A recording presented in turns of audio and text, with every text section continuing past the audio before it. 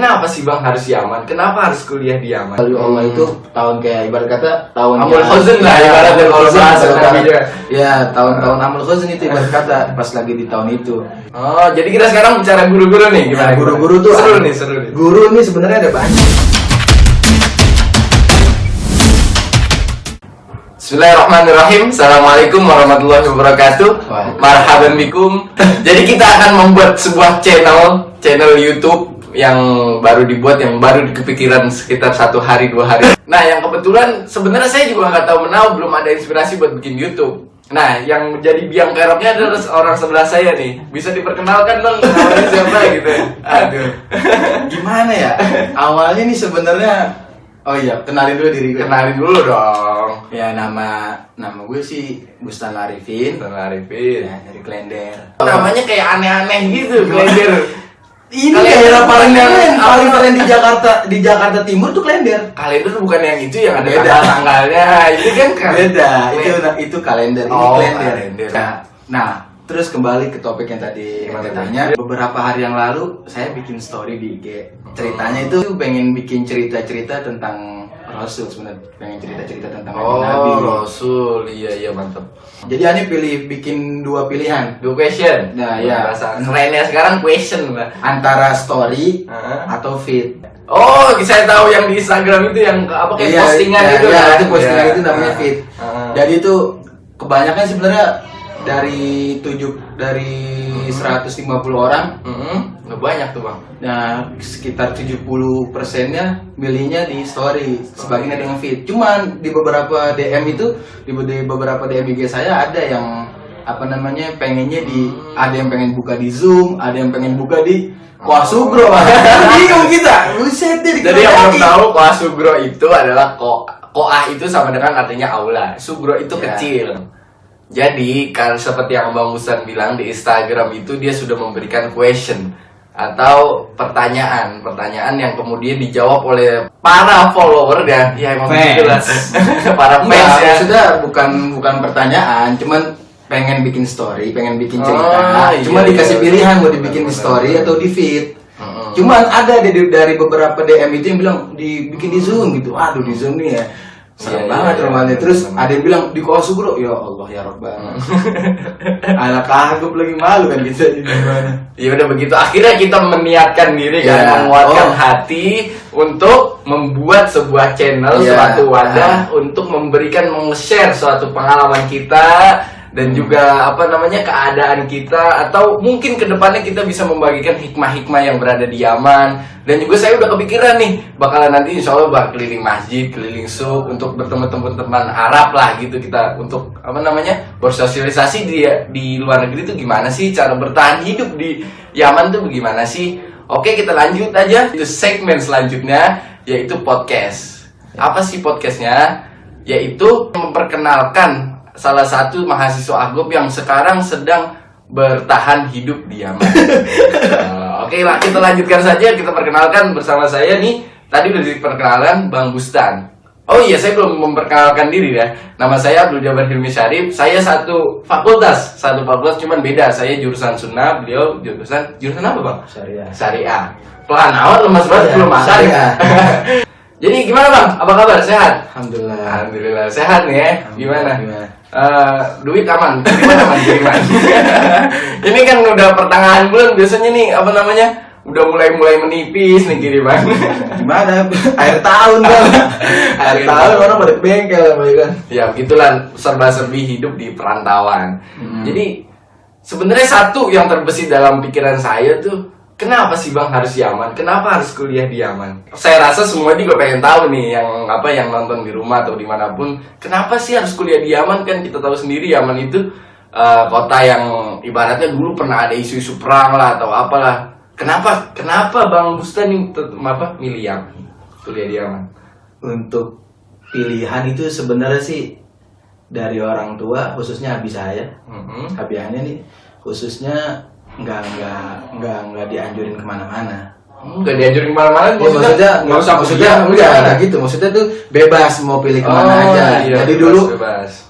Jadi itu dulu emang dari kecil pengennya emang pengen kesini, ngelihat dari beberapa tokoh ulama besar kan. Terus banyak juga guru dari aneh punya guru banyak lulusan sini. Benar. Ya walhasil akhirnya tepatnya pas ketika saya lulus dari Dalwa. Oh, lulus dari Dalwa. Kalau boleh tahu di Dalwa berapa tahun? Alhamdulillah 3 tahun. 3 tahun. Lulusan tahun? Lulus sih enggak, alumnus. Alumnus.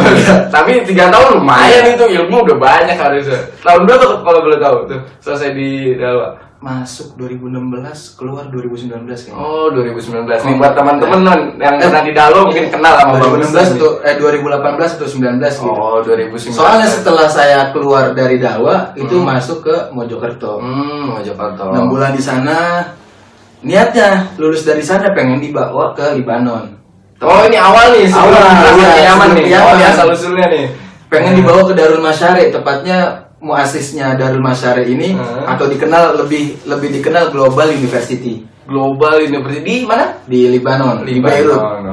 Itu muasisnya itu namanya Syekh Abdullah Al-Harari. Syekh Abdullah Allah ya.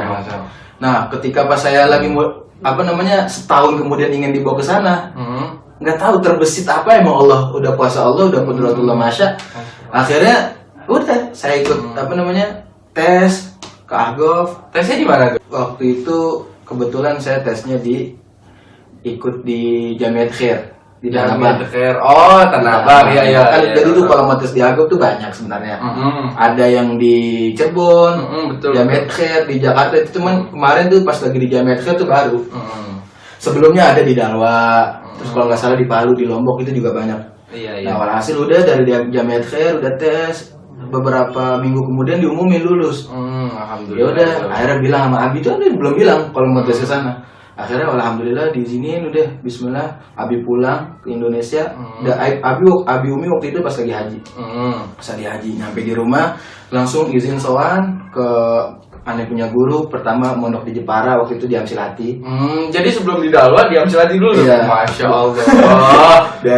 Jadi ini Amsilati itu terkenal dengan ilmu alatnya yang mantap. Sedangkan di Dalwa bahasa Arabnya yang mantap. Kurang lengkap apa ini Bang Busan nih. Amsilati ilmu nahwunya bagus, bahasa Arabnya bagus, Masya Allah. Calon mantu idaman. Terus gimana ceritanya? Waktu itu 2012 mondok kan di Amsilati sampai 2016 habis itu baru pindah ke Dalwa. Jadi kemarin pas sowan ke Kiai Taufik, mudir mahat itu Kiai Haji Abah Yai Kiai Haji Taufikul Hakim. Amsilati itu. Amsilati, cuman kebetulan pas lagi sowan ke sana nggak ada beliaunya pas lagi kayaknya pas lagi keluar kota. Akhirnya saya lanjut ke daerah Mojokerto sowan kepada ustadz-ustadz di sana. Sowan minta pamit, minta doa, terus ke Dalwa minta izin sama Ustadz juga Baharun semua segala macamnya. Udah hari itu pulang 3 hari di rumah persiapan langsung berangkat ke sini. 3 hari doang tuh? Iya udah langsung balik. Langsung Masya Allah. Berangkat alhamdulillah nyampe di Mukalla setahun di sana kurang lebih setahun atau 10 bulan baru. Biasanya kan kalau di Ahgof itu kita masuk dia masuknya pertama markas. Iya benar. Ada kelas markas kalau seumpama emang dia nggak langsung masuk kuliah. Maksudnya kelas markas ini kelas persiapan. Habis itu baru masuk kuliah. Kalau enggak dia masuk ribat alawiyah. Ribat alawiyah ini kayak pondok gitu. Cuman ribat alawiyah ini mudirnya itu Habib bin Abdurrahman Al-Attas.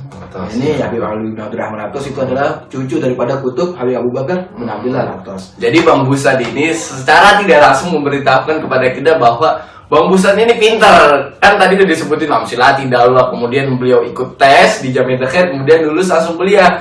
Karena di di Ahgof itu ada, kalau tadi kata Bang Busan, ketika dia tidak lulus kemudian bisa dimasukkan ke markas. Markas itu bimbingan selama setahun bahasa Arab sebelum dia bisa masuk kuliah.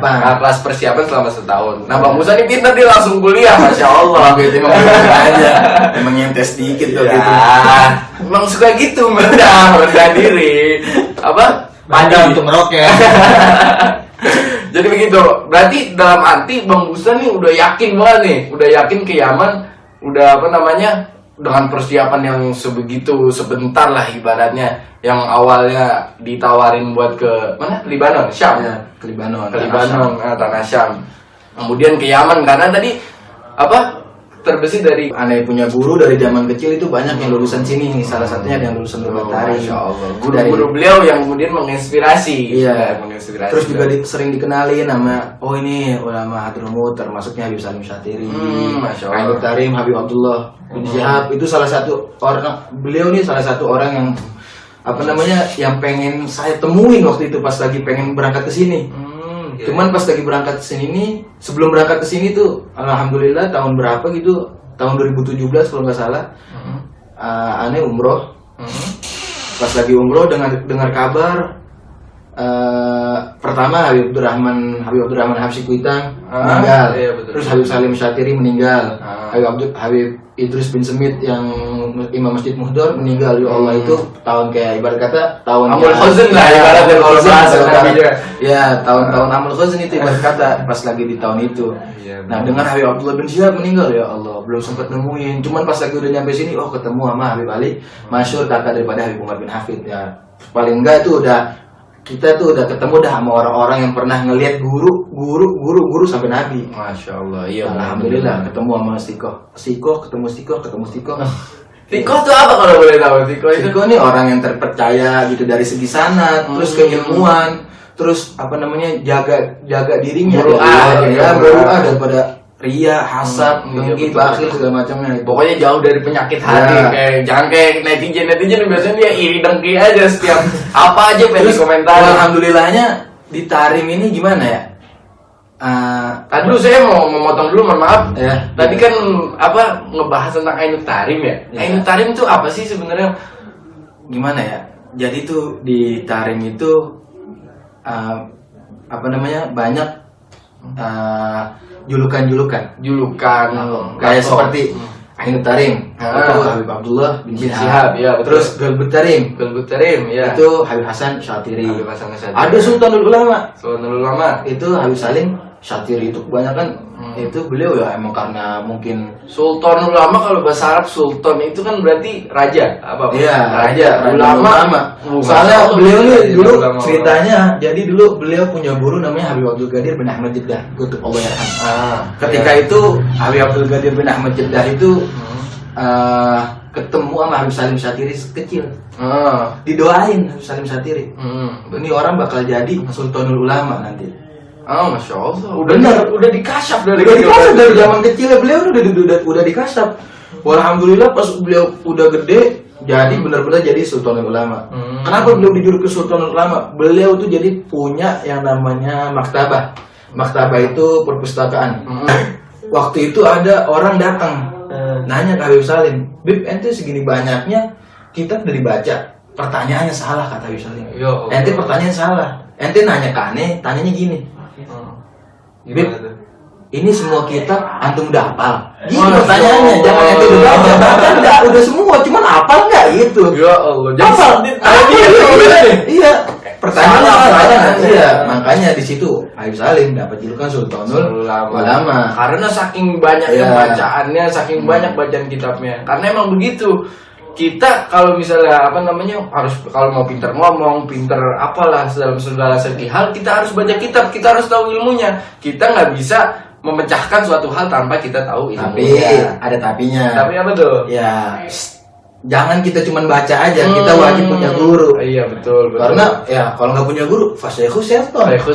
Iya, gurunya berarti setan gurunya banyak. Soalnya orang kalau yang belajar tanpa guru terus ngomong tanpa adanya dalil, itu fasadnya lebih banyak, kerusakannya lebih banyak ketimbang kebaikannya dia. Betul. Gitu. Jadi nggak boleh tuh ya namanya baca kitab aja, percaya sama kitabnya, boleh percaya, tapi kita harus bertanya pada seorang yang emang berkompeten, tahu ilmu tersebut. Jadi guru itu banyak sebenarnya. Ada guru tabarruk, ada syekh tabarruk, ada Syekh Taklim.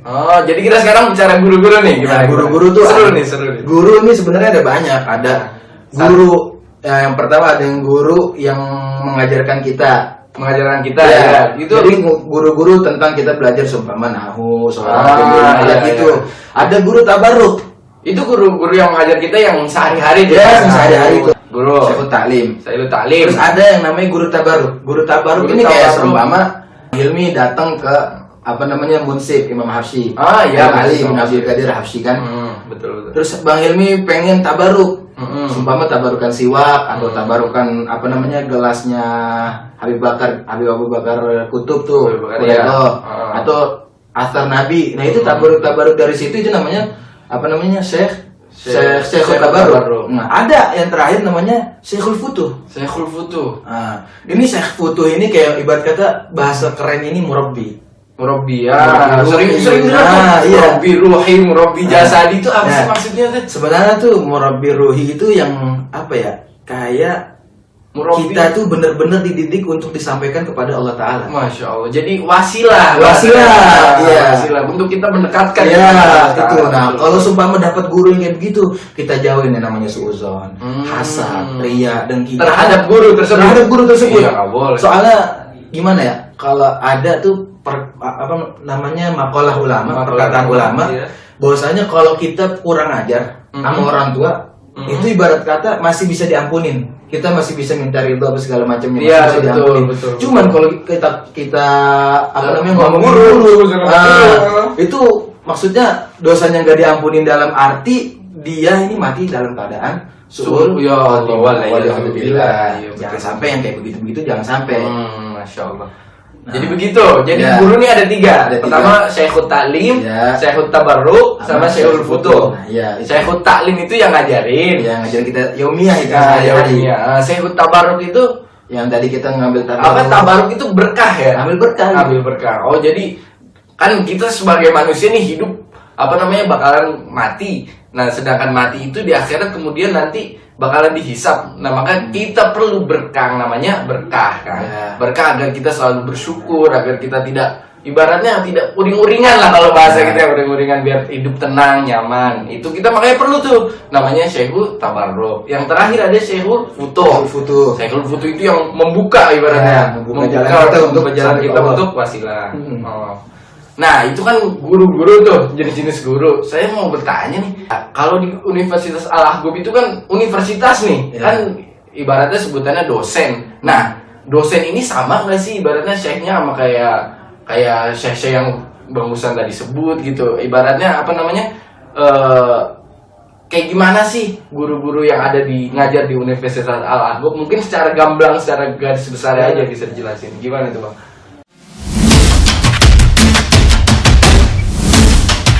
Iya. Pinjam motor nih, pinjam motor sama temen. Kalau di kuliah kan boleh bawa motor tuh. Iya. Habis itu udah nyampe jalan, udah pertengahan jalan tuh mogok. Dah. Ini bensin sebanyak-banyaknya, melimpah itu bensin. Terus mesin masih bagus, nggak kenapa-napa, tuh mogok. Nah, kita bingung, namanya masih baru ya. Baru pertama kali bawa motor ya. Apa di sini nih? Gimana kali mesinnya beda, apa ada ininya, ada lengkuasnya apa sih? Lengkuas tuh gimana? Siapa tahu ada beda di sini. Barangkali pakai kayu arok.